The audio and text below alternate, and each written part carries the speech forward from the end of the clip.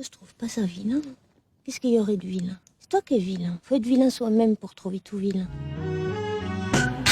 Indépendant. Alternatif. Culte. Fou. Rare. Inconnu. Étrange. Inclassable. Provocant. Incompris. Tout l'album a un son très épuré. Il y a un éclat qui montre leur grand professionnalisme. C'est ça qui donne aux chansons la force des tubes.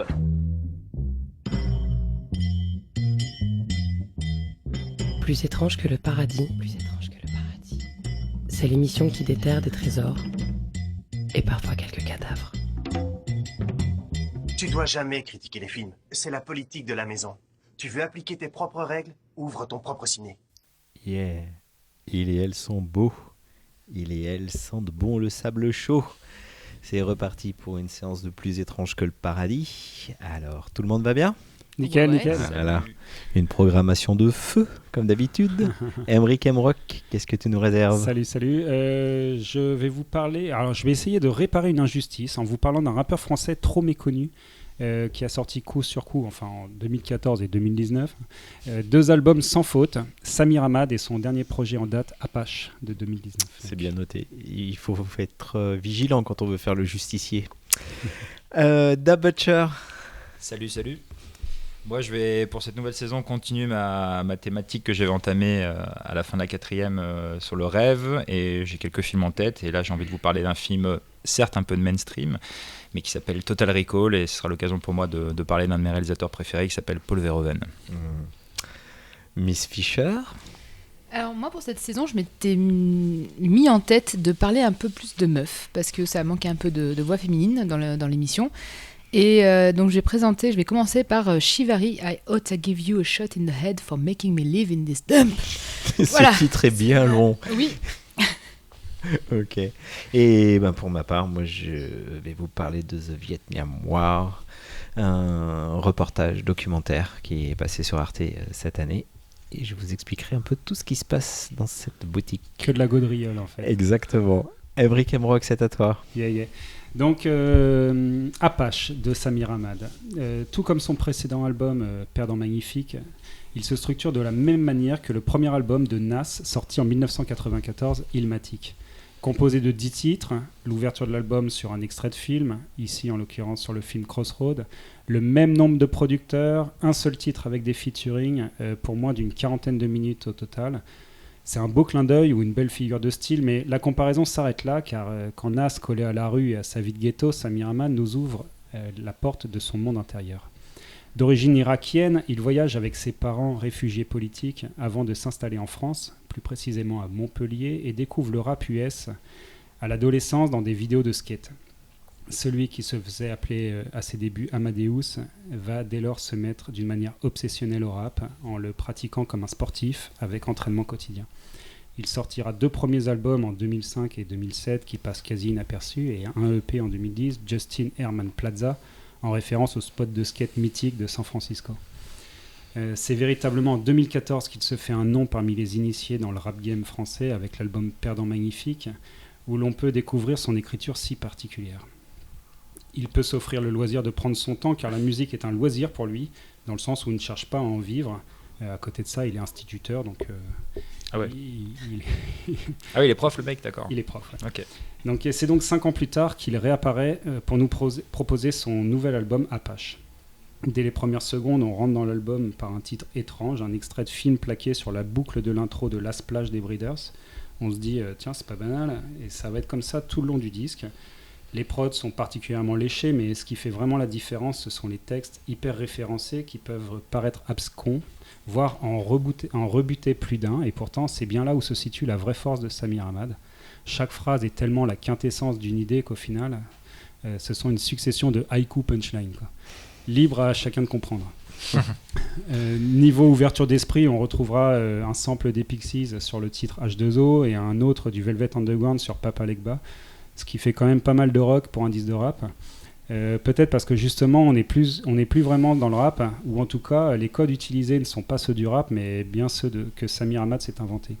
Une autre preuve est le EP qu'il a sorti en 2014 sous le doux nom de Un Amour Suprême. Donc c'était le pseudo qui s'était inventé. Et en fait, c'était un principe de deux rappeurs qui débutaient dans le rap game et ils jouent le rôle des deux rappeurs. Où musicalement, ils prenaient de nouveau la tangente pour un projet de musique douce et chaleureuse. Sur le morceau Southside, il sample la fameuse phrase d'André 3000 devenue célèbre lorsqu'en pleine guerre East Coast West Coast à la remise des prix du Source Award de 95, Outkast est élu meilleur nouveau groupe de l'année à la surprise générale. Il toise la salle et lâche The South got something to say. Vu de ce qui se passe ces dernières années dans les villes comme Toulouse ou Montpellier, ça n'a jamais été aussi vrai. Ok. C'est parti. Donc on écoute un extrait tout de suite. Ouais, voilà. On va commencer par on va écouter un extrait qui est Sitting Bull. C'est le premier morceau qui est sorti sur le net quelques mois avant la sortie du disque. Bon, c'est clairement les cow-boys contre les Indiens, l'oppresseur contre l'opprimé. Et en pochette du single, il illustre ça avec une photo de son père qui regarde droit dans les yeux l'objectif après une séance de torture dans les geôles de Saddam Hussein. Yeah. Ça lance bien le truc. Ok. On revient tout de suite après pour dire ce qu'on en pense. Et voilà. Je voulais juste précision. Les extraits de films qu'on entend dans le morceau viennent de Little Big Man. D'accord. Superbe film. Alors, je veux bien commencer, moi. Da Butcher. Dire ce que j'en pense. Alors j'avais découvert grâce à toi d'ailleurs l'album que tu avais publié, partagé sur les réseaux sociaux, et j'avais été attiré par la cover de l'album que je trouvais déjà très belle, et je me suis dit qu'est-ce que c'est que ce truc. Je savais que c'était hip-hop mais j'avais jamais entendu parler, donc belle surprise la première écoute, seconde et troisième du coup pour l'émission. C'est bien foutu, en effet j'aime bien le format 10 titres qui m'a rappelé pas mal d'historique de ce qu'on faisait un peu dans le rap US dans les années 90, j'aimais bien le format. Il y a des intros en effet avec les samples de films, des références qui fourmillent à fond, du sens, du double sens, du quadruple sens, une belle conclusion. Pour moi c'est une belle réussite. Le flow, j'aime beaucoup le flow du gars. Je connaissais pas ses précédents EP ou ses albums, j'avais rien écouté de lui. En tout cas sur cet album là je trouve que ça fonctionne bien, la prod elle est vraiment bien, et en plus on sample mon morceau préféré des Velvet Underground qui est Venus is First, sur le morceau que tu as dit tout à l'heure, Papa Lebga. Mais j'aurais presque même choisi celui-là tellement la prod va trop, personne n'avait jamais pensé à mettre du hip hop sur cet instru, mais je trouve que ça va trop bien.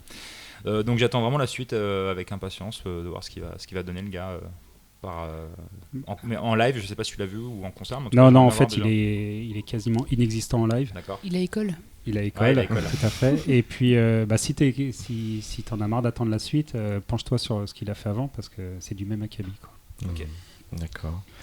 Mademoiselle Fischer. Alors, pour le coup, je suis ni très rap, ni très français. Et là, j'ai vraiment accroché dès la première seconde. Je trouvais ça extrêmement bien écrit, comme tu l'as dit. C'est intelligent, ça fait plaisir. Et en plus, au niveau musique, c'est très léché, c'est très très beau. Et moi, j'ai plongé peut-être la première dès le début, quoi. Vraiment, j'ai adoré. Donc, je suis ravie d'avoir fait sa connaissance à ce petit Samir. Donc, voilà. Bien. Ça me rassure pour le rap français. D'accord.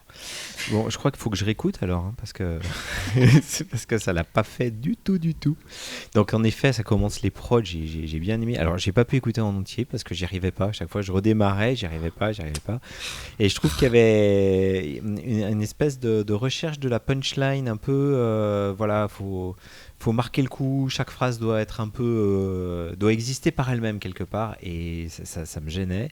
J'ai pas accroché au flow. Vraiment, il faut. Mais bon, après, je suis pas un spécialiste du rap français et voilà.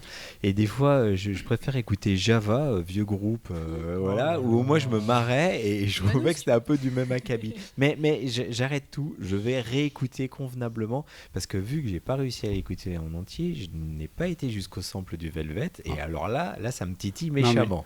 Voilà. Alors déjà, donc, ça me fait de la peine que t'aies pas écouté en entier. Ouais, mais j'y arrivais pas. J'étais sûr que tu tiendrais ce genre de propos parce que je t'avais déjà fait écouter l'album d'avant et tu m'as dit à peu près la même chose, quoi. Ah bah, et constante, mais après c'est déjà pas mal. Il n'y a pas forcément à être spécialiste du rap français parce que justement il est vraiment, pour moi il est en dehors du rap français, quoi. Et le fait que on n'est pas dans les esthétiques et les codes que Mme Fincher ait aimé, c'en est un signe, quoi. C'est qu'il parle à d'autres personnes que les rappeurs, et d'ailleurs il il n'a pas un aura au sein du rap français très Non, mais très, c'est très clair. marqué. Déjà, le gars, tu le vois, il a pas du tout l'apparence d'un. C'est clair. C'est Non, mais clair, tu vois, donc vraiment, cette émission va m'obliger à bien réécouter tout cela et à me faire un autre avis. Mais comme ça, la première écoute, Cette émission aurait dû compliquée. t'es obligé de l'écouter déjà. Mais j'ai essayé 3 fois et après, au bout d'un moment, quand tu n'y arrives pas, quoi. Voilà. Après, si Mais- c'est pas ta sauce, faut Non, pas se forcer. mais on va quand même y remettre et voilà. Bon, parfait. On passe à la suite. Bien différente, je crois, monsieur Dapacher. Sans transition aucune. Alors bien évidemment, le film que je vais vous présenter n'est pas un petit bijou obscur sorti de mon chapeau. Je pense que 95% des gens qui nous écoutent ceux qui sont autour de cette table connaissaient déjà Total Recall et surtout Arnold Schwarzenegger. L'occasion, Arnold Schwarzenegger, Schwarzy pour les intimes. L'occasion pour moi, c'est de rester aussi dans ma thématique du rêve et surtout parler d'un de mes réalisateurs fétiches, je vous l'ai dit tout à l'heure, qui s'appelle Paul Verhoeven, alias le Hollandais violent. Paul Verhoeven, c'est un réalisateur néerlandais, il est né en 1938 à Amsterdam, sa carrière est divisée en 3 grandes périodes, ses premiers succès, on va dire aux Pays-Bas, l'invitation de Hollywood dans un deuxième temps et après le retour en Europe. Il a commencé au service militaire au département audiovisuel de la marine néerlandaise pour lequel il tournait des films propagandistes dès 64. Il réalise ses premiers films à domicile avec le magnifique Turkish Delight qui sera un succès au box-office hollandais avec le magnifique Rutger Hauer, Repose en paix, qui nous a quittés il n'y a pas très longtemps. Il va continuer plusieurs succès à la suite et après le film Spitters qui va marquer le début de la censure de plus en plus forte aux Pays-Bas, ça va conduire à se diriger de plus en plus vers les États-Unis. Il va y découvrir bien sûr un autre monde, c'est bien là qu'il va obtenir ses plus gros succès à l'international, Robocop en 1987, Total Recall en 90, Basic Instinct en 92, et avec les très controversés par la suite Showgirls en 95 et Starship Troopers en 1997. Mais progressivement, le côté dérangeant et provocateur de sa production va lui mettre les studios à nouveau à dos, mais les Américains cette fois, et le manque croissant de liberté le décide à rentrer en Europe pour tourner Black Book en 2006, et il reviendra plus récemment en 2016 avec Isabelle Huppert, le film francophone Elle. Toute la filmographie de Verhoeven est traversée par les thèmes du sexe, de la violence, de la religion, qu'il considère comme les 3 principaux éléments sur Terre, rien que ça. Fidèle à ses origines néerlandaises, il se pose en observatoire froid et lucide, quitte à choquer pour mieux montrer la stricte réalité. C'est ainsi qu'il a parfois été nommé, durant sa période américaine, le Hollandais violent, en référence au Hollandais volant, le bateau. Autour du film, qu'est-ce qui se passe ? Robocop a été, avant Total Recall, Robocop a été un énorme succès au box-office. Il a rapporté plus de 3 fois ce qu'il avait coûté. Schwarzenegger va demander personnellement à Verhoeven de lui confier le rôle principal de Total Recall, inspiré de la nouvelle de Philippe K. Dick, Souvenir à vendre. En effet, Total Recall avait à l'époque un passif d'errer dans les limbes d'Hollywood depuis plus de 20 ans. Même Cronenberg, à un moment, a travaillé plus d'1 an sur le projet avant de se casser les dents dessus pour problème d'entente avec les studios. Donc Total Recall sera le film le plus cher que Verhoeven ait mis en scène jusque-là. Son budget initial est de 55 millions de dollars, soit l'ensemble de tous ses films hollandais, plus Robocop réunis. Yeah. Les scènes de combat et les effets spéciaux, à noter que c'est l'un des derniers films sans effets spéciaux numériques, entraînant un dépassement de budget de 5 millions de dollars. C'est Schwarzy qui persuadera les studios de ne pas supprimer les scènes onéreuses pour respecter la vision de Paul Verhoeven. Une bromance en quelque sorte va se créer entre Schwarzy et Polo. En effet, ce dernier, jusqu'à présent, Schwarzy, avant 1990, il jouait souvent un petit peu des rôles répétitifs, toujours patibulaires, no emotion. Et il va développer avec Paul Verhoeven un peu plus d'expression et il va développer un petit peu surtout le côté de l'humour qu'on va retrouver un peu dans le Schwarzy des années 90, de second degré. Le film sera un énorme succès, il va recevoir le classement bien évidemment réservé aux adultes en sa sortie, en raison de ses scènes de violence, jusqu'à ce que certaines soient réduites, même pour en amoindrir la force. Mais de quoi ça parle rapidement Total Recall ? On est en 2084, Doug Quaid est un simple ouvrier de chantier, joué par Schwarzenegger, mais lorsqu'il s'endort, il fait un rêve récurrent qui le transporte sur la colonie terrestre implantée sur la planète Mars. Dans cette seconde vie, sa femme, Laurie, est remplacée par une certaine Melina. Un jour, il franchit la porte de l'entreprise Recall Inc., une société qui promet de voyager intérieurement par l'implantation de faux souvenirs. Il choisit logiquement un voyage sur Mars et se laisse tenter par l'option aventure qui lui promet de passer 15 jours dans la peau d'un agent secret. Mais l'implantation ne se déroule pas comme prévu et réveille la véritable identité de Doug.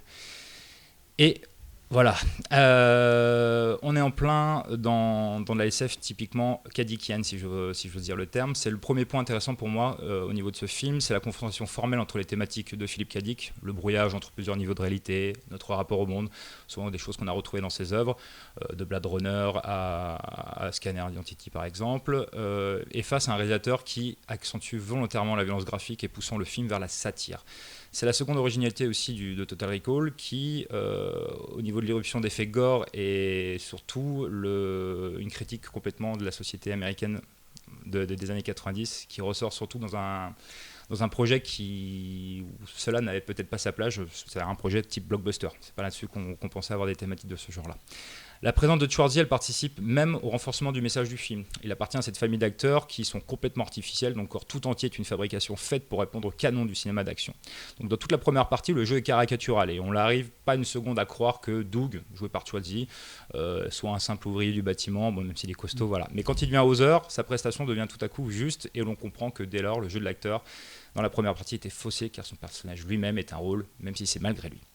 Un point sur la violence du film, parce que bien sûr ça a fait beaucoup d'écho à l'époque et encore aujourd'hui. Total Recall a souvent été accusé de montrer une violence sous un jour plaisant et comique, de banaliser le sujet et de désensibiliser le public. Si cette accusation elle n'est pas certes sans fondement, on notera également que Total Recall n'a pas le caractère aseptisé bien évidemment d'un film de SF comme La Guerre des Étoiles, raconté sur le mode de la bande dessinée. Verhoeven, il préfère, et comme souvent dans ses films, donner au genre de la science-fiction un réalisme brutal. L'impact de la violence, il la souligne sur le corps humain. Il y a des coups portés dans les couilles, dans le ventre, des balles et des coups de couteau font jaillir le sang, les personnages perdent des membres ainsi que la vie. Le monteur de Verhoeven dira même que ce dernier n'a même pas cherché à exploiter la violence par le goût du frisson, mais plutôt pour la montrer dans toute son horreur. Et c'est comme ça que Verhoeven fonctionne en général dans son cinéma. Si je devais conclure sur Polo, c'est quelqu'un qui a décidé de jouer totalement le jeu du système et de s'y fondre. C'est complètement ce qu'il a fait à partir de 87 avec Robocop et toute sa carrière américaine. Il en a accepté les règles absurdes, tout en refusant de remiser ce qui fait son style et la chair de son cinéma. Un véritable contrebandier en somme qui sait profiter du système mais aussi participer à son épanouissement et peut-être à son évolution. Pour vous mettre dans le bain, je vais vous passer un morceau de la bande originale du film. En plus, le morceau s'appelle The Dream. Je ne présente plus Jerry Goldsmith au cinéphile, c'est lui qui a fait la BO du film.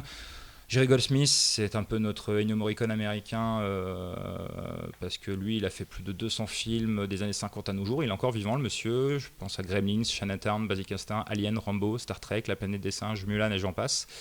Donc on s'écoute cette magnifique BO et on va voir ce que vous en pensez juste après. Alors, qui attaque ? Je veux bien.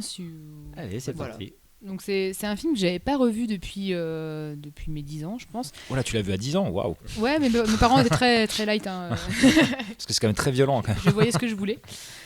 Alors du coup, ça m'a fait un peu un choc des cultures dans le sens où c'était... c'est pas bien de le dire, mais ça a très vieilli au niveau de l'image. Forcément, c'est fin 80, début 90. Donc j'ai eu du mal un peu à accrocher sur le coup. En plus, j'ai trouvé que Schwarzy était vraiment... il jouait mal, alors j'ai compris ton analyse, etc. Mais je trouvais qu'il était vraiment... Tu comprends pourquoi il a fait que des films d'action à Terminator où il n'y avait pas grand-chose à dire. Mais justement, je trouve que dans ce film-là, il a développé son jeu et c'est intéressant justement qu'il joue le cliché de ce qu'il pouvait faire avant au début du film et qu'à la partie après, moi je trouve que la deuxième partie du film est plus intéressante, son jeu est plutôt rigolo. Mais après, bon, ça se défend. Ça reste pas non plus un acteur de foot, on est d'accord. Hein, c'est pas.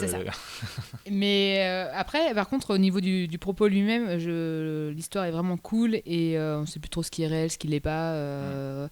Jusqu'à la fin, même. C'est ça, jusqu'à la fin, ouais. Franchement, et c'est très rythmé et du coup, c'est hyper. Comment on dit en français Je vais faire ma Mia Fry. Vas-y. C'est hyper delightful, quoi. C'est très delightful. Voilà, okay. voilà. Donc on prend du plaisir à regarder ça et c'est rigolo en fait. Faut pas oublier que c'est du cinéma popcorn aussi, mais pas que. Oui. Mais ça reste un très bon divertissement. Ouais. Et pour le coup, j'avais vu justement le remake qui a été fait avec Colin Farrell et dans mon souvenir, c'était à peu près similaire. Après, c'est dans mon souvenir, hein, donc voilà. Mais c'était moins fun à regarder que celui-là. Voilà. C'est marrant parce que moi, mon analyse commence exactement pareil, c'est-à-dire je l'avais vu il y a très longtemps, quoi. Et tu peux pas savoir comme ça m'a fait plaisir de le revoir. Déjà, je me suis rendu compte que je me souvenais... Vous l'avez regardé en VO, hein, tous les deux. Ouais. Alors, moi, je l'avais toujours vu en VF. Je l'avais également toujours vu en VF. Parce que les punchlines en VF, elles donnent bien aussi. Je l'avais toujours vu en VF. Et surtout, je me suis rendu compte qu'au fur et à mesure où le film avançait, je me souvenais d'absolument tout. Que c'est vraiment un film qui m'avait marqué. Je pense que j'ai dû le voir un paquet de fois, en fait. Et je l'ai revu avec énormément de plaisir. Vraiment, j'ai adoré. Mais forcément, il y a une énorme part de nostalgie derrière tout ça. Mais il y a aussi le côté Verhoeven, où c'est un réalisateur que j'ai appris à découvrir sur le tard. Enfin, c'est sûr qu'à 14 ans, je n'avais pas la perception de ce réalisateur. Et pour avoir vu d'autres films après de lui et l'avoir analysé avec un autre angle. On est un peu tous pareil, on a commencé avec sa carrière hollywoodienne, avec ses films hollywoodiens, et après on a découvert que le mec avec une carrière hollandaise avant. Donc j'ai revu ce film avec une double casquette et c'était hyper intéressant de le revoir. Déjà pour le côté nostalgique et puis pour revoir un film de Verhoeven que j'avais pas vu depuis longtemps, également un réalisateur que j'apprécie beaucoup. Et de voir ce qu'il peut faire justement avec un film popcorn, comme tu l'as appelé, où il joue des codes, c'est génial. Hein. Tu mets un diable dans la boîte, c'est un peu ça, dans une boîte de jouets, et il te défonce tout. Quoi. Ouais, c'est ça. Non, c'est vraiment très cool. Quoi. Moi aussi, je crois que je l'avais pas vu depuis bien longtemps. Je l'avais vu à sa sortie. Donc, premier souvenir, c'est le premier film que je voyais avec Sharon Stone déjà. Ouais, c'était 2 ans avant Basic Instinct. Voilà, c'est ça. Donc déjà, ça marquait. Je me souvenais surtout de ça dans le film. Pour tout bizarre. dire. Il faut dire que son petit legging moulant de gym, elle est pas mal. C'est quelque chose. Après, je trouve qu'il a vraiment vieilli, mais ça c'est. Au niveau de quoi, alors de la réal plutôt, tu penses ? Au niveau de la réal, je la trouve un peu statique. Les effets spéciaux, après, mais au niveau de la projection dans le futur, c'est-à-dire que t'es vraiment dans les fin des années 80 aux États-Unis avec les coups de broche. Enfin, c'est vraiment ça. Enfin voilà, il a décliné ça et bon, ça c'est un film qui reste ancré dans son époque, bien évidemment. Ouais, voilà. Et après, je trouve qu'il a été beaucoup plus provocateur avec des Starship Troopers. Oui. Voilà. Bah, et déjà et je trouve que voilà, il y a un pouvoir dans Starship Troopers et une puissance. Et il va encore plus loin dans tout dans Starship Denis, Troopers. tu l'as vu il y a combien de temps Starship Troopers ? Je l'ai revu il y a pas si longtemps. Parce que il avait des codes quand même hyper cheap aussi dans Starship Troopers. Certes. Et il faut pas oublier que Starship Troopers, le matériau de base est déjà un peu compliqué parce que déjà le matériau de base, le romancier avait été accusé de nazisme, de choses comme ça, donc c'était déjà compliqué à adapter sans que lui se fasse traiter de nazi à l'époque. Donc là, on est un peu plus neutre avec Philippe K. Dick, donc peut-être plus simple à adopter, mais c'est clair. Après, respect de façon à Verhoeven qui a un peu toujours fait ce qu'il voulait, et ça c'est incroyable quoi. C'est-à-dire, il arrive à prendre des studios qui normalement te formatent les bonhommes, et c'est lui qui est arrivé à jouer des studios. Ouais, moi c'est en ça que ça m'a fait plaisir de revoir ce film, c'est que ce film, il est. T'en as une image d'un blockbuster avec Schwarzenegger en plus, et en fait, à la revisionnage, tu te rends compte que le mec, il se fait juste plaisir, quoi. Il détourne absolument tout jusqu'à ses acteurs principaux. Jusqu'au scénario, jusqu'au thème. Il fait même une critique de ce qui était Hollywood à l'époque, en fait, en prenant Schwarzy, même si c'est Schwarzy qui est venu vers lui à la base, ça l'a bien arrangé, mais en même temps, c'est aussi à la base, tout le monde voulait un mec gringalet, un peu pâle. Il y a une logique totale derrière Schwarzy, si ce n'est que. Effectivement, quand il est torse nu dans le lit et qu'il a des bras qui sont juste démesurés, c'est un poil ridicule. Mais tu sais, même Showgirl, Showgirl, je l'ai jamais vu. C'est un film qui est hyper intéressant. Super bien. Non, mais c'est clair. Et juste Michael Ironside aussi qui joue dedans, et j'adore ce mec, j'adore la gueule qu'il a, et je trouve fidèle aussi au réalisateur parce qu'il est joué dans Starship Troopers aussi. Exact. Non, j'avais une petite anecdote rapidos pour vous dire à quel point il y a eu l'énergie sur le film. Le tournage s'est fait au Mexique avec 3 équipes de tournage différentes, plus de 100 personnes pendant 5 semaines, et ça s'est fini à Mexico en fait ils avaient carrément une tour de tout un bâtiment en béton, ce qui donne un peu le côté néo-brutalisme du film, tu vois, tout ce que tu trouves peut-être un peu kitsch au niveau de l'esthétique, et du coup le tournage il s'est pas fait sans peine parce qu'en fait il y a toute l'équipe, les 3 équipes les 80% des techniciens ont été décimés par une tourista et du coup même Verhoeven, la tourista, elle a été déshydratée, elle a été mise sous perf, et Mexican food, il était sous perf et en civière, mais il continue quand même à tourner parce qu'il voulait pas que le film prenne de retard. Il avait déjà 5 millions de dépassements, donc du coup voilà, la légende dit qu'il était attaché à sa perfusion et qu'il a réalisé 2-3 plans de Total Recall avec sa perf, en train d'avoir la tourista. Voilà, pour en revenir, Michael Ironside, son meilleur film reste quand même Un air de famille, quoi. C'est quoi ça? Non, parce qu'il ressemble à Bakri. T'es con, putain. Allez, j'avais pas compris la blague, pardon. Non, oui, c'est vrai qu'il a un petit air. Allez, et sans transition aucune, Shivari. Voilà. C'est parti. On retourne dans le passé avec Shivari, leur premier album I Ought to Give You a Shot in the Head for Making Me Live in This Dump. Un titre, on en a plein la bouche. Mais avant cela, donc Shivari est un trio californien composé d'Ambrosia Parsley à la voix et à l'écriture, Duke McVinnie et à la guitare et Danny McGo au clavier. Shivary se fait connaître au tournant de l'an 2000 avec quelques notes imparables. Tout, tout, tout, tout, tout, tout, tout, tout. Voilà. C'est super bien le tout. Ah ouais, t'as vu ça? Je gère le piano. En vrai, c'est les quelques notes de Good Night Moon qui figurent sur la BO de Kill Bill de Tarantino. Mais avant cela, Good Night Moon est d'abord sur ce fameux album. Ça a été un tube, de toute façon, même à C'était un l'époque, tube. Ouais, à l'époque, il passait à la radio. L'album s'est vendu à 100 000 exemplaires en France, qui à l'époque où on commençait à pas mal faire des téléchargements sur Napster est comme déjà un exploit. Napster. Oui, bah, c'est vintage. Donc, du coup, sans transition, je vais parler directement de ce premier album, parce que finalement, au niveau du contexte, on est en plein dedans. Alors, cet essai, pour un premier album, ne comporte aucune erreur habituelle pour un premier album. Ici, tout est emballé avec cynisme et aplomb, avec aucune faute de goût. C'est vraiment une dizaine de morceaux qui se déclinent un peu en mode désinvolture, chacun avec sa propre personnalité. Sans vraiment rentrer dans une case spécifique. Alors au final, on a un premier album un peu melting pot qui prend le parti de ne pas choisir de style et de miser sur l'éclectisme. Et pour moi, grand bien lui fait parce que c'est un peu sa force. Lorsqu'on pense comprendre la tournure que va prendre le groupe, ce dernier prend évidemment une direction tout à fait tout autre. Donc on passe du jazz à la folk, au country, au rock, sans oublier une tendance à apporter une touche un peu lounge, surtout avec la voix d'Ambrosia Parsley. Donc au final, on a un album un peu ovni quand on se rappelle ce qui sortait un peu à l'époque. Autre atout indéniable de Shivary, évidemment, donc c'est cette voix, celle d'Ambrosia Parsley, qui est un délice pour les oreilles, vraiment douce, feutrée, sexy, elle a tout ce qu'il faut, même physiquement d'ailleurs, si on va jusque-là. Mais du coup, ça moi, ça m'a tout de suite embarqué dans leur univers. C'était vraiment la porte d'entrée dans Shivary, c'était leur voix. Et j'ai pas arrêté de l'écouter depuis, donc c'est que ça marche bien. Ce premier album, d'ailleurs, comme je disais, marche vraiment bien en Europe. Il s'est vendu pas mal en France. Ils sortent 3 albums derrière, avant de se séparer en 2007. Ambrosia essaiera une carrière solo, il sortira un premier album en 2011. Mais depuis, on a un peu perdu de vue chacun des 3 membres du groupe. Et difficile de savoir ce qu'ils deviennent. Heureusement, ils nous auront laissé cette petite pépite que je me lasse pas d'écouter depuis 20 ans maintenant. Voilà, ça pique un peu.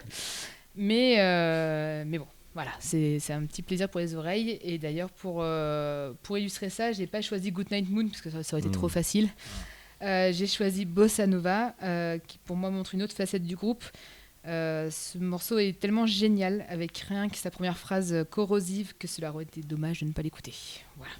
Da Butcher. On commence par moi. Écoute, moi je connaissais Shivary vraiment, moi j'étais pas du tout dans l'univers, je connaissais que le tube en effet, Good Night Moon. Je le connaissais avant quand même Kill Bill, mais bon voilà, je m'étais jamais penché sur ce qu'il faisait. J'ai trouvé que c'était un bel album pop, très marqué quand même 80s, donc c'est pas pour me déplaire en général, puisque j'ai été le premier à me prendre des baffes quand j'ai chroniqué Garbage ou des choses comme ça, donc moi je suis un mec très rock années 90, tu vois. Non, donc voilà, je l'ai trouvé un peu, par contre la deuxième partie de l'album un peu redondante, c'est dans le sens où je trouvais que ça tournait un peu un peu plus lent. Un peu plus lent sur la deuxième partie, et je suis moins rentré dedans, mais ça reste une belle représentation de ce qui se faisait en pop 90s, voilà, on va dire des années 90 quoi, et puis voilà, forcément la voix, tu l'as dit, de la chanteuse tellement suave et sensuelle, ça m'a aidé à me transporter en tout cas dans leur univers, voilà. Emric Emrock. Ouais, moi c'est un peu le problème de ces albums qui sont écrasés par un titre, c'est que en fait en l'écoutant comme ça vite fait, tu te dis ok, il y a ce titre, et surtout a posteriori, c'est que tout le reste, t'as l'impression que ça a déjà été fait quoi. Par, ou déjà fait, ou en mieux. Il y a eu des Mazzy-Stars qui sont passés 10 ans avant cet album. Il y a eu là le morceau qu'on vient d'écouter, moi ça me fait énormément penser à Belly, qui était un des groupes signés sur 4AD, le label des Pixies à l'époque. Je sais pas si c'est a posteriori de l'écouter, tu te dis... Est-ce que c'est le fait de l'écouter aujourd'hui bah voilà, c'est ça. Ou c'est pour ça que je vois la ferveur dans tes yeux quand tu en parles, et je pense que ça vient du fait que tu l'as connu à sa sortie, et que forcément c'est ta petite Madeleine de Proust, et je le comprends tout à fait parce que moi-même j'ai les miennes. Mais Moi, de réécouter un album comme ça qui date des années 90, où je l'avais jamais écouté à l'époque, il y a ce tube écrasant, mais vraiment écrasant, parce qu'il domine l'album, et en plus, voilà, il a été réutilisé un peu partout, et effectivement, il est génial. Du coup, ça fait que les morceaux à côté, t'as un peu le sentiment parfois que c'est du remplissage, quoi. Ouais. Non, mais ça veut pas dire qu'ils sont de mauvaise qualité, mais du coup, moi, il y a quand même chaque en plus, leur tort, à mon avis, et encore une fois avec leur recul, c'est qu'ils vont un peu chaque titre, ils vont piocher dans un nouvel. Oui, il faut un nouvel univers. Ouais. Et donc, tu vas dire, celui-là, tu vas le comparer à tel groupe, celui-là, tu vas le comparer à tel groupe, celui-là, et la comparaison, souvent, parce que c'est par rapport à tes critères personnels, ils font pas le poids, quoi. Et les autres albums d'après, ils étaient dans la même un peu esthétique, un peu le même. Plus tourné vers le jazz, je dirais. J'ai écouté 3 albums. C'est vrai que ça fait très musique d'ambiance, hein. Ça fait très musique. Très lounge, c'est très posé dans un coin avec ton verre de whisky, voilà. Mais on voit bien les petits bars à jazz un peu feutrés, typiques. Tout à fait. C'est bien ça. Une belle femme avec tête en voilà. Mais du coup, moi, je trouve que cet album, il garde quand même une identité à lui-même qui est propre. Enfin, pour moi, parce que il fait comme tu dis, je l'ai connu à ce moment-là. Et forcément, j'ai mes yeux de gamine de 15 ans qui est en train d'écouter ça, qui découvre un peu la vie. Et forcément, moi, je le trouve génial parce qu'il n'y a pas de limite à leur identité, en fait. Enfin, ils vont un peu dans tous les sens, quoi. J'aime bien. De mon côté, à l'époque, j'accrochais pas. Et ça n'a pas changé. Alors non, mais c'est un peu le même problème. Un groupe aussi qui marchait très fort à l'époque s'appelait Cake. Ouais. Et c'était un peu le même trip, quoi. C'est-à-dire un peu nonchalant, et puis voilà, on va piocher à droite, on va piocher à gauche, et au bout d'un moment, je trouve qu'il n'y a pas de colonne vertébrale. Et ça me gêne un peu. Alors c'est vrai, les gars, ils savent faire des morceaux, il n'y a pas de problème. Mais voilà, j'arrive pas à rentrer dedans, et il n'y a pas de choses, il n'y a pas cette aspérité qui peut me plaire parfois dans la musique. C'est-à-dire, voilà, ça coule. Et voilà, donc mais je l'ai réécouté avec plaisir en me disant, on sait jamais, peut-être il va y avoir un déclic ou des choses comme ça. Ce que tu n'as pas fait pour Samir Hamad. Alors ça, j'y arrivais pas. On en reparle après l'émission. Bon, merci pour cette proposition. Et maintenant, c'est mon tour. Voilà. Alors, oui, c'était nul. Un gros morceau. toi, hein, bon, un gros morceau, The Vietnam War, diffusé par Arte cet été, donc série documentaire américaine qui a été diffusée en 2007, produit par PBS. Donc PBS, c'est un peu le France 3 américain. Donc nous, on a Louis Labrocante, ils ont chacun son truc, hein, c'est comme ça. Donc série écrite par Geoffrey Seward, mis en scène par Ken Burns et Lynn Norvig. Donc c'est un duo de réalisateurs formé en 89 qui a l'habitude de faire des documentaires monumentaux. Ils ont fait War, le truc sur la Seconde Guerre mondiale. Ils avaient fait un énorme truc aussi sur le baseball, qui a été le documentaire le plus regardé sur la télé publique américaine, 42 millions de spectateurs, ce qui est assez énorme. Voilà, donc habitué à faire ça. La série a coûté 30 millions de dollars, ce qui est énorme pour une série documentaire. Ils ont mis plus de 10 ans à le faire. Donc The Vietnam War suit la chronologie des événements de la guerre du Vietnam. Il faut noter que la version US est en 10 épisodes et dure plus de 17 heures, alors que la version qu'il y a eu en France, donc sortie sur Arte, elle a seulement 9 épisodes de 50 minutes, ça fait 8 heures. Donc la version de 17 heures doit être assez incroyable. Donc pour rappel, la guerre du Vietnam, c'est 58 000 Américains et 3 millions de Vietnamiens qui ont été tués. Donc en gros, tout le monde pense connaître un peu la guerre du Vietnam, et surtout le réalisateur Burns qui disait c'est bon, je connais, je vais aller dans quelque chose que je maîtrise un peu. Et tout de suite en interview, il a dit « Je me suis lancé avec pas mal d'arrogance en me disant que j'allais enfin pouvoir parler d'un événement que j'avais connu, et presque tout de suite, j'ai été humilié par le peu que je savais. » Et c'est bien ce qu'on ressent par rapport à ce documentaire, c'est la découverte. Alors, pas de révélation fracassante, mais c'est d'apporter une multitude d'informations, un point de vue autour d'un événement, et on crée une espèce de système global. Et j'avoue que j'ai rarement vécu ça devant un documentaire. Donc pour cela, le documentaire s'appuie sur plein de techniques différentes, et entre autres la petite et la grande histoire. Donc côté américain et côté vietnamien, on y reviendra après. On va partir des témoignages de soldats, des familles qui ont vécu la guerre, et on en arrive aux conversations enregistrées des présidents américains qui ont été déclassifiées, donc qui peuvent être accessibles par tout le monde. Et donc on se retrouve entre tout. C'est assez incroyable, et je reviendrai sur la dimension politique du conflit et ce qui sort après lors du documentaire. Témoignages dans le film des Nord-Vietnamiens, les Viet Cong. C'est la première fois que l'on voyait ça, c'est-à-dire un côté très humain dans les témoignages. L'épisode 3 où vous voyez celui que vous avez regardé, parce que c'était un peu long, donc j'ai demandé aux collègues de regarder un seul épisode, le 3, où on part des témoignages des soldats, et le soldat nord-vietnamien qui s'aperçoit que les Américains pleurent aussi quand ils ont des morts. Il dit mais ils étaient comme moi finalement. Et on voit le décalage qui est entre ces peuples qui se mettent sur la gueule et qui ne connaissent pas l'autre. Alors, les témoignages nord-vietnamiens ont été possibles parce qu'il y a un coproducteur vietnamien qui a permis à Lynn Norvik de rencontrer les gens, et en sachant que les personnes qui témoignent sont des personnes qui ne sont plus dans la ligne du Parti communiste, car ceux qui sont dans la ligne du Parti communiste vietnamien avaient ordre de ne pas témoigner. Mais c'est assez exceptionnel de se retomber sur des images d'archives et des témoignages des personnes qui ont vécu, qui ont défendu... et qui ont attaqué les Américains. Enfin, c'est vraiment incroyable. Aucune interview ou image de personnes connues ou d'historiens. On n'est que sur les anonymes qui ont construit l'histoire, ceux qui ont vécu l'événement dans leur chair. Donc ces témoignages de personnes, la mère de famille, le gars qui a vécu, le journaliste qui a vu le soldat américain cramé par le napalm parce qu'il y a eu une erreur de largage, il va témoigner. C'est ça qui est complètement dingue.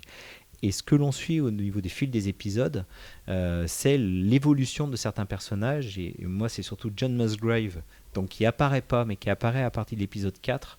Un gars qui est arrivé au Vietnam en 67, qui dit clairement, moi j'ai tué un seul homme au Vietnam. Voilà, je m'en rappelle, c'était traumatisant. Et puis un jour, mon pote qui était éclaireur a sauté sur une mine artisanale. Et à partir de ce moment-là, j'ai buté du Nyakwe, j'ai buté du jaune, ce que vous voulez, mais c'était pas des hommes. Et ce gars est rapatrié avant ses 2 ans de service parce qu'il est blessé. Il ne comprend pas ce qui se passe aux États-Unis. J'y reviendrai sur la quasi-guerre civile qu'il y avait aux États-Unis à certains moments en ce moment-là.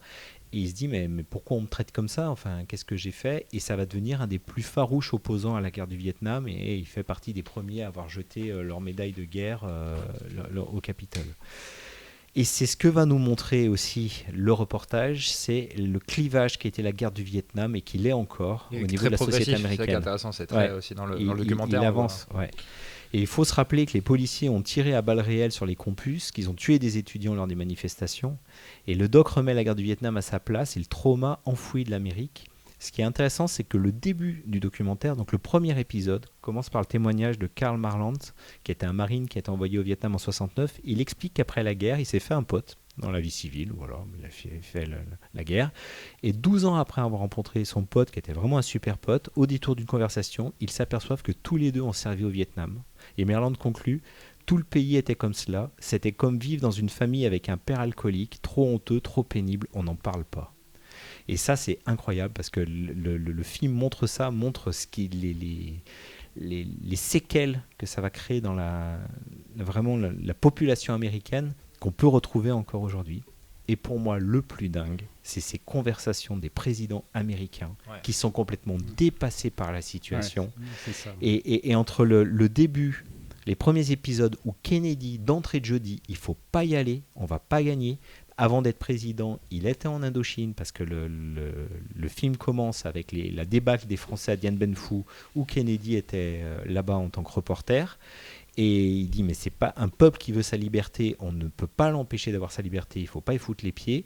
Il se retrouve président, la catastrophe de la baie des cochons, il doit affirmer qu'à un moment les communistes vont pas arriver, donc c'est le premier à envoyer. À l'époque c'était pas des soldats mais des conseillers spéciaux, et voilà, donc ça commence avec lui.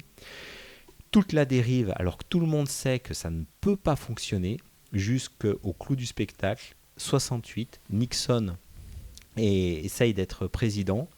Il y a les pourparlers de paix qui ont vachement bien avancé, donc normalement on doit signer la paix, et Nixon appelle le président sud-vietnamien, qui était en train de négocier avec le Nord pour que la guerre s'arrête, en disant attention, il y a un problème, on est en train de vous embrouiller, les États-Unis vont vous lâcher et tout, pour que les mecs ne signent pas l'accord de paix, que les démocrates perdent et que lui soit élu derrière. C'est un truc incroyable. Et quand vous regardez la série, vous avez après le président en place, mais j'ai mangé le nom, Johnson, qui appelle Nixon parce qu'il sait que Nixon a fait ce coup de traffe parce qu'ils avaient foutu des micros dans le bureau. Donc il savait déjà les bureaux, voilà. Et Nixon, c'est incroyable, mais qui a pu faire ça, enfin. Il a repris l'idée. Hein. Ouais. Après, il a continué. Voilà. Donc on est sur une œuvre globale, un système complet, tout s'enchevêtre, et je trouve que c'est assez captivant avec une impression de 360 degrés autour d'un événement. Donc avant de passer à vous ce que vous en pensez, un petit Jimi Hendrix quand même, parce que quand on parle des Se met dans le Vietnam, bain, ouais, forcément. voilà, faut écouter Jimmy. Jimmy, quand tu nous tiens. Alors, qu'est-ce que vous en avez pensé de cette série ? Écoute, au début j'avais un petit peu peur parce que tu sais, moi j'ai un peu du mal avec les documentaires américains où souvent il y a le doublage français par-dessus. Tu sais, c'est tellement les clair. FK des Olivier. Yeah, right. Ah yeah, j'ai remarqué qu'il se passait ça. J'ai toujours un peu du mal là-dessus, mais par contre, au bout de 10 minutes, j'ai bien compris qu'on n'était pas dans un délire de reportage très cadré comme ce qu'on pouvait voir habituellement à la télévision. Et donc une approche radicale qui m'a vraiment plu, très intéressante sur ce conflit qu'on connaît à travers moi essentiellement surtout le cinéma américain. J'ai vu beaucoup de films d'Oliver Stone, j'ai vu beaucoup de choses sur le Vietnam, mais Né un 4 juillet. ouais, non, mais aussi bien tu parlais de Nixon tout à l'heure, le film de Nixon on parle très bien aussi d'Oliver Stone. J'adore Platoon, j'adore Outrage sur aussi toute la de Palma, sur toutes les dérives qu'il y a pu avoir au niveau des viols justement pendant cette guerre. Non, ce qui est super intéressant avec ce documentaire-là, c'est vraiment le travail de fou au niveau du montage. Il y a un travail super intéressant au niveau du montage. C'est ce qui m'a vraiment le premier choc, c'est en effet c'est juste exposition de témoignages dans les deux camps. Alors souvent les Américains on les voit parler, donc là je me suis dit rien de nouveau, mais en effet d'avoir vu des Nord-Coréens, je fais waouh quand même le mec. Ça m'a épaté. Et en effet, ces enregistrements, je fais waouh, c'est quoi ces enregistrements de fou ? T'entends des présidents jurer, il y a des chiens, les gars, n'y va pas, ferme ta gueule, machin et tout. Non, c'est hors de question. Les mecs sont vraiment en mode. Donc c'est Ils ça. sont aux abois. Sur aux abois. Ouais. Non, et attends, là on est à l'épisode 3, Ouais. on a vu tous l'épisode 3 d'un Ouais. truc sur 8, voire Ouais. 10 épisodes, Ouais. et à l'épisode 3 ils disent faut pas y aller. Ouais. C'est ça qui est Ouais, génial. c'est fort. Ah non, mais c'est super bien. Et justement, le montage, vraiment, c'est pour ça que je dis que le montage est super intéressant dans l'idée. Le fait de faire parler les deux camps, et puis vraiment ce récit, ce que je disais à Denis tout à l'heure, vraiment l'évolution, alors aussi bien de l'histoire qui est en parallèle, et puis même des récits évolutifs des soldats de chaque côté. Non, c'est un super beau projet, et ça donne envie de regarder vraiment les autres épisodes. Donc, Ouais, moi, j'ai Ouais. j'ai trouvé ça très frustrant en fait de n'avoir qu'à voir l'épisode 3 parce que c'est celui que tu nous as envoyé et sur le RT plus 7 il était déjà plus diffusé. Ouais. Donc on a vu un épisode sur les 8 français en tout cas. Et effectivement c'est super bien, mais d'un coup ce genre de truc nécessite d'avoir les 2 avant voir et l'ensemble. et les 6 après. Ouais, c'est sûr. Mais en tout cas, ça te permet déjà de voir te permet le de travail La que narration, ouais. Ça te au niveau permet de voir la narration, narration, le montage, etc. et voir un peu comment les choses sont articulées. Moi, je te parle juste d'un point de vue histoire. Histoire, parce que ça se regarde comme un film. Ah, complètement. C'est, C'est il te manque exactement ça. les 2 premières, comment on en est arrivé là, et il te manque surtout la finalité du Qu'est-ce qui truc, va parce se que passer tu es derrière. vraiment pris, parce que tous les intervenants sont là, parce que les gens parlent vrai, parce que justement t'as pas ces erreurs de doublage que tu vas retrouver dans tous les documentaires un peu populistes américains. C'est très très frustrant, et il y a ce côté justement, les archives qui sont débloquées, qui te permettent d'avoir un accès encore supplémentaire avec tous les témoignages des présidents à l'époque qui justement disent il ne faut absolument pas y aller.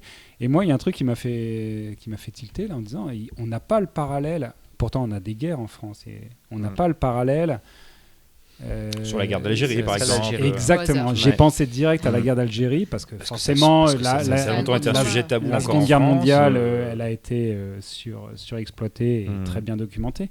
Mais la guerre d'Algérie, je pense que c'est un peu notre Vietnam français, dans le sens un peu honteux. Bourbier, on sait qu'il ne faut pas y aller. Je pense qu'il y a, avec le temps, il y a énormément de documents qui sont sortis qui n'ont pas été exploités. Et moi, j'ai plein d'exemples d'anciens, justement, qui ont fait cette guerre, on n'en parle pas, mais pour une confidence, un soir en particulier, ils vont un peu te parler d'un truc en me disant putain, mais C'était un sacré truc. c'était il n'y a pas si longtemps et c'était notre Vietnam, quoi. C'est clair. Élise ? Alors, pour le coup, le Vietnam, c'est un peu le la période que je connais très très mal, enfin comme beaucoup de Français, je pense. À part dans la musique évidemment, et tous les films sur le Vietnam en général, je les évite parce que c'est un truc qui me gonfle. Et en fait, ce documentaire, il m'a vraiment happé en fait. Enfin, pareil, t'es pris dedans. Tu vois, ce qui est bien, c'est que t'as vraiment les discours de toutes les parties en fait. Et donc, t'es vraiment. C'est moins biaisé qu'un autre documentaire un peu lambda où t'auras que le général machin qui va parler de ce qu'il a fait, etc. Donc du coup, j'avais vraiment, comme disait Émeric, j'étais très frustrée sur la fin parce que j'étais en mode, mais non, j'ai envie d'en savoir plus, je connais rien sur ce truc-là et j'ai envie de... j'ai vu le 3, je vais voir le 4. C'est ça, mais bien sûr, et franchement, c'était vraiment super intéressant, vraiment. Non, c'est vrai que c'est un sacré truc qui va très loin au niveau même la stratégie américaine. Au bout d'un moment, vu que le Vietnam, il n'y avait pas de front, on ne peut pas dire qu'on a gagné du terrain, on a perdu du terrain, il y en a de partout, des poches, c'était de compter le nombre de morts qu'ils faisaient. D'où les dérives d'arriver dans des villages, de dire c'est Viet Minh et boum, on flingue tout le monde quoi. Et on voit tout comment ça se met parce que tu as des généraux qui sont dépassés par la situation et comment ça entraîne derrière des exactions qui vont être commises par le troufion de base. Mais je pense que aussi l'intérêt de voir tous les épisodes, c'est que là dans l'épisode qu'on a tous vu, le 3, il parle d'un soldat américain depuis sa naissance, comment il a évolué, etc. Et puis, d'un coup, t'es lâché parce qu'il dit ok, tu sais comment il a. Après, tu retournes sur l'histoire. Comment il a vécu son intégration, etc. Et puis, la suite, elle est dans le 4. Tu sais pas ce qu'il est devenu. Voilà, bien sûr. Et tu supposes que le mec, il est devenu soit important ou soit son histoire particulière a eu. Ou alors il a fini SDF aux États-Unis, comme beaucoup. On ne sait pas. Et c'est ça qui est frustrant aussi, de n'en avoir vu qu'un. Mais c'est sûr que le truc est passionnant. Bon, on essaiera de retrouver la saison en entier, on la fera tourner. Voilà. Donc pour finir, énorme travail de montage, tu l'as souligné tout à l'heure, Damien. Gros travail sur la musique avec Trent Reznor qui fait la musique. On s'en aperçoit pas forcément, voilà, mais de le revoir 2 fois, 3 fois quand on arrive à se décaler de l'histoire, on entend tous les fonds musicaux qui sont amenés et qui sont hyper importants. Et puis surtout, on est face à un réalisateur hors pair en termes de documentaire, Ken Burns, qui a même son effet Ken Burns, c'est-à-dire c'est lui qui a popularisé le fait d'avoir une photo statique, avoir un mouvement ou un petit travelling sur les photos statiques, et c'est Apple Photo a même cet effet qui s'appelle l'effet Ken Burns, même ça a été fait avant lui. Déposé par lui quoi. Même pas déposé, c'est Apple qui lui a demandé en hommage, est-ce qu'on peut l'appeler comme ça notre effet, voilà. Donc une série incroyable, si vous pouvez la regarder, c'est vraiment exceptionnel.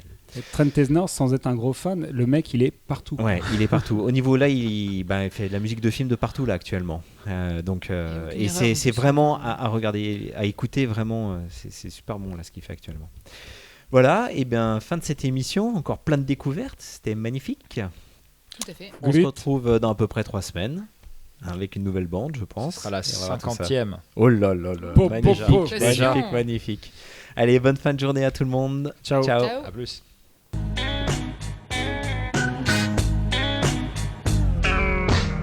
Retrouvez une nouvelle émission tous les 15 jours sur mixcloud.com/plus étrange que le paradis.